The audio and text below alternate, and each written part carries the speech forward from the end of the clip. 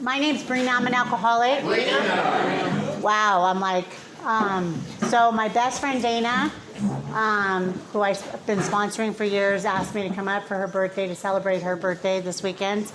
And she's like, you're just going to be the 10-minute speaker. I thought there was going to be 10 people until today. And then I'm like, 100 people? So, yeah, I'm a little nervous. But you know what? It's great to be in a meeting. Welcome to the newcomers. Congratulations to the chip takers. It's so good to be here. It's a beautiful town.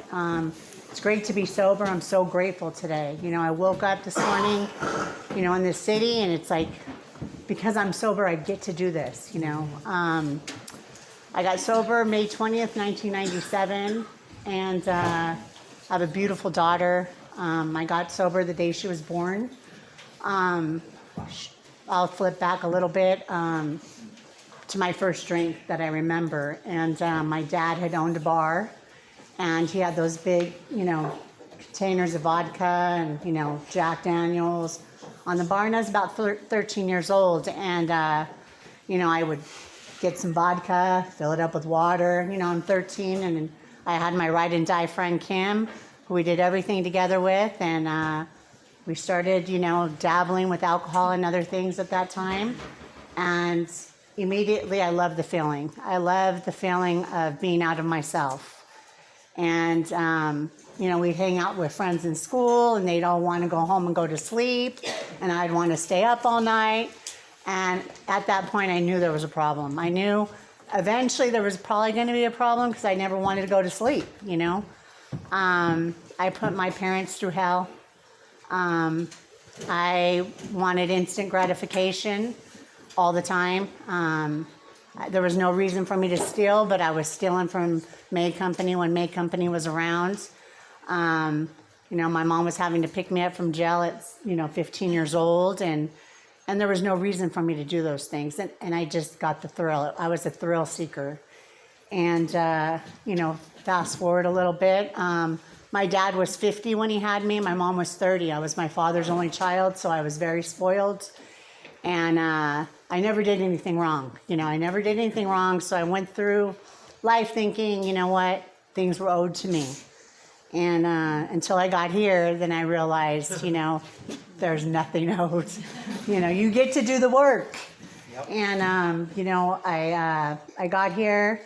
The first time around, I was 24 years old. My dad had passed away of lung cancer on Father's Day when I was 20. That was my reason to keep going, drinking and doing other things. And my mom, tried to help hold it together.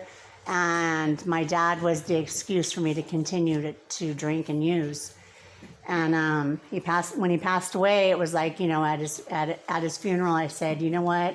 To God, I'm never going to do this again. I'm not going to drink anymore. I'm going to get my life together. And, lo and behold, that didn't work out. So I ended up in my first treatment center. It was a co-ed facility in Glendale, California. And I was too busy looking around. I thought I was just a drug addict. I wasn't an alcoholic, first of all. And, I hadn't done all those things the other people did. I would never drink if I got pregnant. I would never, I was pointing the finger at everybody. And because of that, and because I wasn't ready, I ended up, my bottom was, I went a little further down. And I stayed sober 10 months. But my mom did pay for the sober living, and she did help me get a car. And she loved me. My family loved me so much that, they needed to get help as much as I needed help. They needed help to get away from me. And they did, lo and behold, they did. They put alarms on their homes. I was ending up in jail. Their medicine cabinet was my medicine cabinet. Their money was my money. Petty, you name it. It was. Then I realized once I went to jail a few times for DUIs, second DUI, drunk in public, there I was, the alcoholic, I had to I had to finally accept the fact that I was an alcoholic. And I wish it would have came that easy, but it didn't. It took me to have my daughter, and she was 3 pounds 9 ounces, and she was detoxing from cocaine and alcohol. And she went to NICU and for a month, for 45 days. And my mom, the social worker at the hospital, basically, told my mom she has nowhere to go. At that point, I'm homeless on the street, and I'm living at motel room to motel room, and I had no means, no ways. I was spiritually bankrupt. And definitely didn't have family, didn't have friends, and I was done after my daughter was born. And my mom took me home with her. And a month later, I got into a treatment center in Whittier, California. But even during that month, my mom had me in her pocket, and she wouldn't let me talk on the phone. She was in fear for my life, and she had gone through enough with me. And I had food stamps, and we're in the market. This is how crazy my thought process was. I'm trying to sell my food stamps to my mom. Well, I'm buying this food. Don't you, aren't you going to give me some money? And she's like, you're like out of your mind.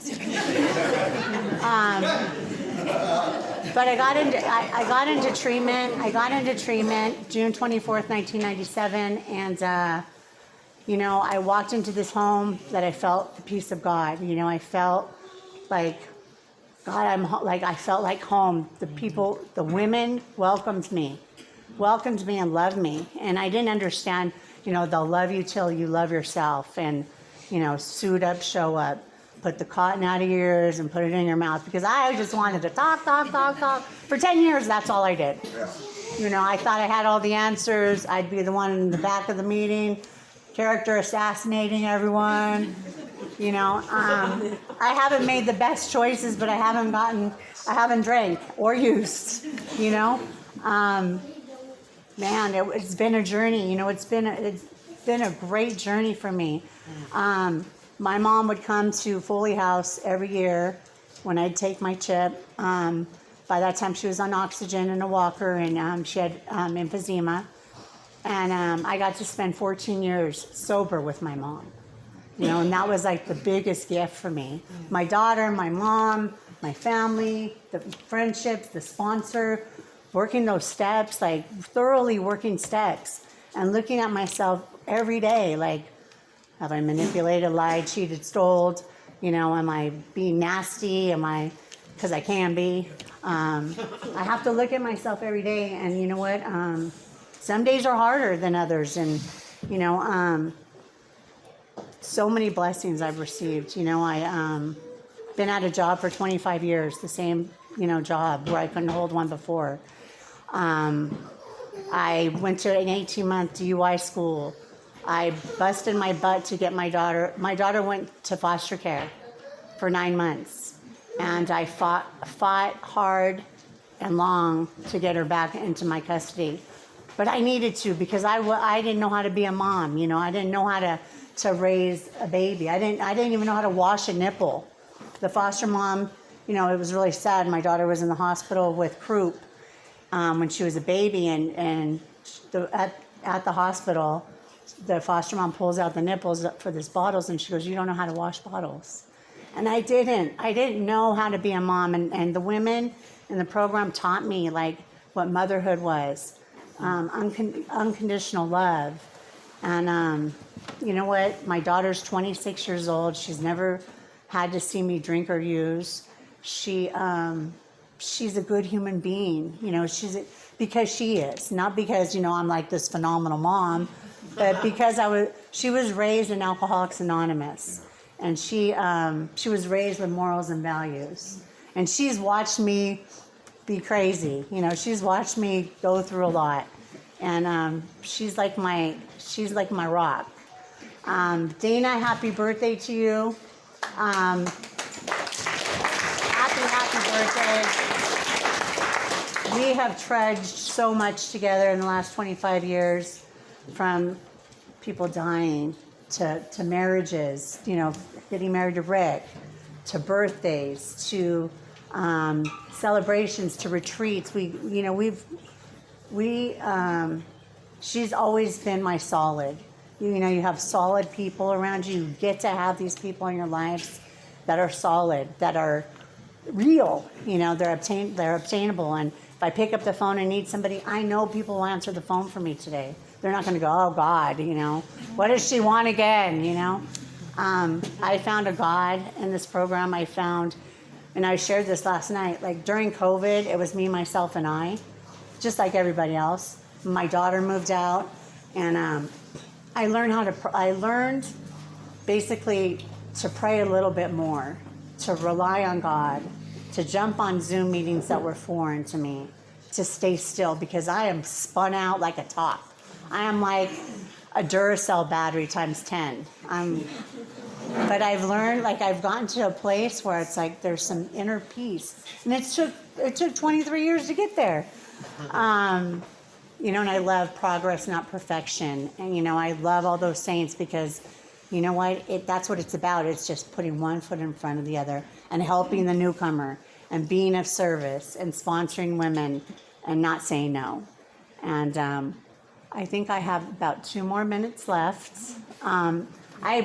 This is such a beautiful place. I love the holidays. I love that I'm not sitting in jail making a collect call and getting 4 pieces of candy. Because that was my deal. Sybil Brand, you know, the rats crawling on the floor, and I don't have to live like that today. It's a blessing. Thanks for letting me share.